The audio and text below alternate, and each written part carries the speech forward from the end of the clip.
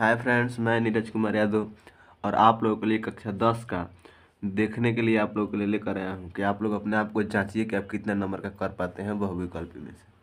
तो ये हिंदी का है। इसमें से देखिए आप लोग बहुविकल्पी कितना कर पा रहे हैं।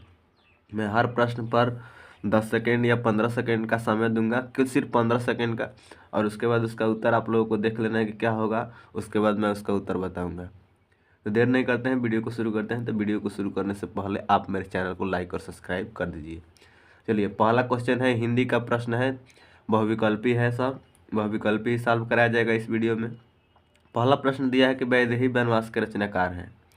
तो इसके लिए आप लोगों को 10 सेकेंड टाइम है। 4 ऑप्शन आपके सामने है। वैदेही वनवास के रचनाकार कौन है? क्योंकि इसमें सही टिक लगाया गया था, इसलिए मैं सभी पर टिक लगा दिया हूँ ताकि कोई समझ में नहीं आए कि सही कौन है।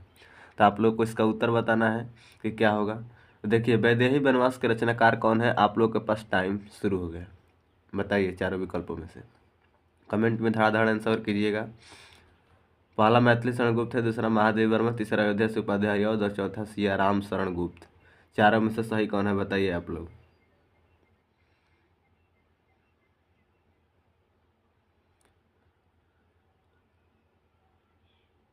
आप सभी इसका उत्तर दे दिए होंगे या अपने आप में सोच लिए होंगे। तो देखिए, इसका सही उत्तर है सी, अयोध्या से उपाध्याय हरि अवध। अयोध्या से उपाध्याय हरि अवध। ठीक, आगे चलते हैं। प्रयोगवाद के कवि हैं।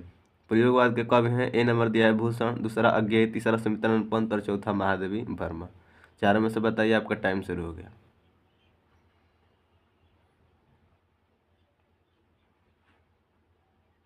तो चलिए देखते हैं। तो इसका सही उत्तर है बी, अज्ञेय। प्रयोगवाद के कवि कौन है? अज्ञेय है। आगे चलते हैं। भाव विलास के रचनाकार हैं। भाव विलास के रचनाकार बताना है। 4 ऑप्शन है, देव, बिहारी, चिंतामणि, मतीराम। यदि आप में दम है तो आप अपने आप को जांचिए कि मैं कितने नंबर का कर पा रहा हूँ। ये एकदम सीधे बोर्ड पेपर का आया हुआ वह विकल्प ही है। तो चलिए, आपका टाइम शुरू होता है। बताइए, भाव विलास के रचनाकार कौन है? देव, बिहारी, चिंतामणि, मतीराम।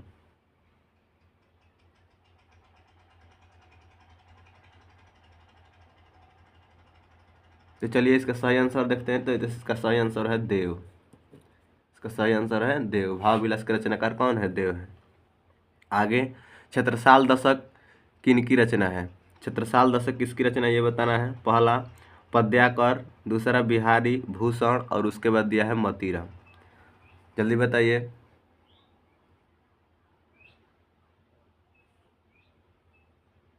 तो इसका सही आंसर है सी, भूषण। आगे चलते हैं 5 नंबर पर।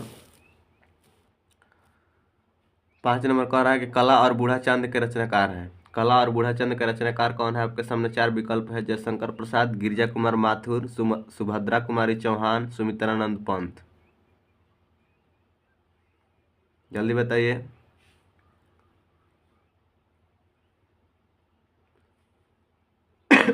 सॉरी।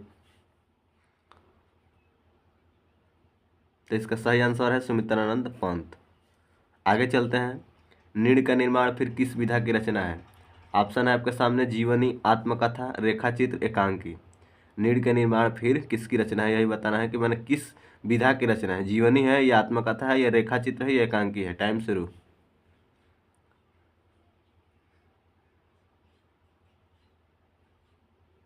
चलिए, इसका सही आंसर देखते हैं। तो इसका सही आंसर है आंसर नंबर बी, आत्मकथा है। नीड़ का निर्माण फिर क्या है? आत्मकथा।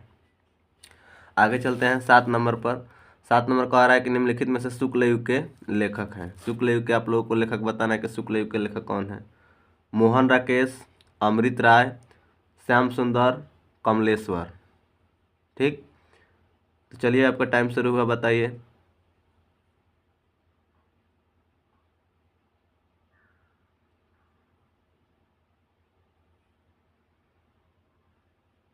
तो शुक्ल युग के लेखक हैं, तो इसका सही उत्तर है श्याम सुंदर दास। आप लोग देखते जाइएगा कि आप कितना कर पा रहे हैं। चलिए, आगे चलते हैं। आगे जो दिया है, ये आपका दिया है 8 नंबर क्वेश्चन। 8 नंबर क्वेश्चन, निम्नलिखित में से कौन सा कथन सही है? बताना है कि कौन सा कथन सही है। तो ये आप लोग बताइए। इसका कमेंट में आंसर बताइए आप लोग। आगे चलते हैं। परीक्षा गुरु, इसका कमेंट में आप लोग आंसर बताइए, उसमें से आप लोग देखकर। ठीक, परीक्षा गुरु किस विधा की रचना है? ऑप्शन है आपके सामने आत्मकथा, एकांकी, उपन्यास, रेखाचित्र। टाइम शुरू। बताइए परीक्षा गुरु किस विधा की रचना है?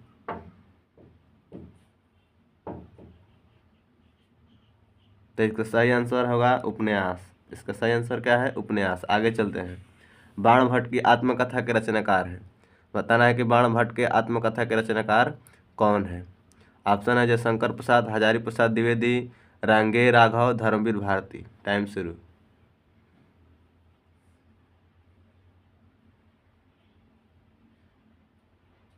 चलिए देखते हैं। तो इसका सही आंसर होगा हजारी प्रसाद द्विवेदी। इसका सही आंसर क्या होगा? हजारी प्रसाद द्विवेदी। आगे दिया है रस के कितने अंग होते हैं? 5, 4, वीर, 3। ये 3 है। 3 इनमें से कोई नहीं।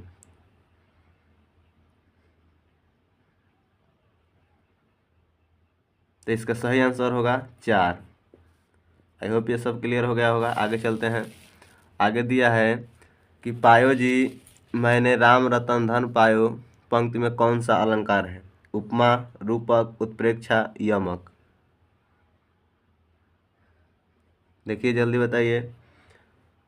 तो इसका सही आंसर होगा उपमा होगा या रूपक होगा? तो इसका सही आंसर होगा रूपक। उसके बाद यह सोरठा के पहले चरण में कितनी मात्राएं होती है? 13, 12, 11, 16। पहला में सिर्फ बताना है कि पहला चरण में कितना होता है। तो पहला चरण में इसका सही उत्तर होगा 11। पहला का इसका सही उत्तर क्या होगा? 11। आगे चलते हैं। और सिर्फ 7 रह गए हैं, देखिए उसको भी।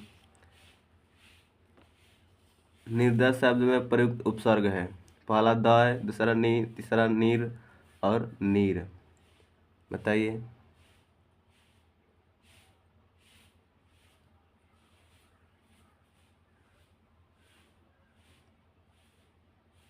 तो इसका सही उत्तर होगा नीर।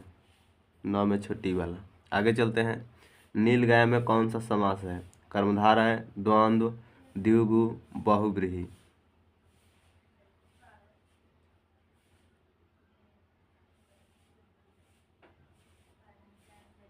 तो इसका सही उत्तर होगा कर्मधारय, क्योंकि नील पहले ही आ गया है क्या? विशेषण।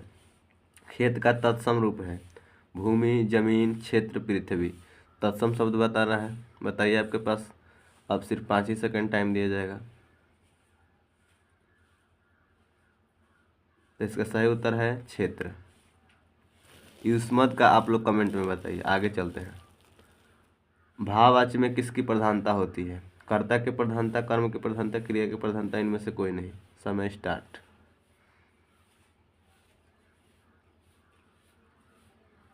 तो क्रिया की प्रधानता होती है।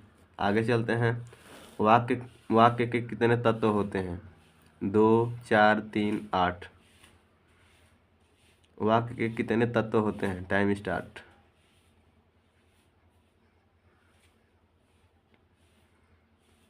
तो वाक्य के 2 तत्व होते हैं। Last question. अब देखते हैं कि लास्ट क्वेश्चन क्या है। लास्ट क्वेश्चन आप लोग के सामने है कि अविकारी पद के अन्य किन नामों से जाना जाता है?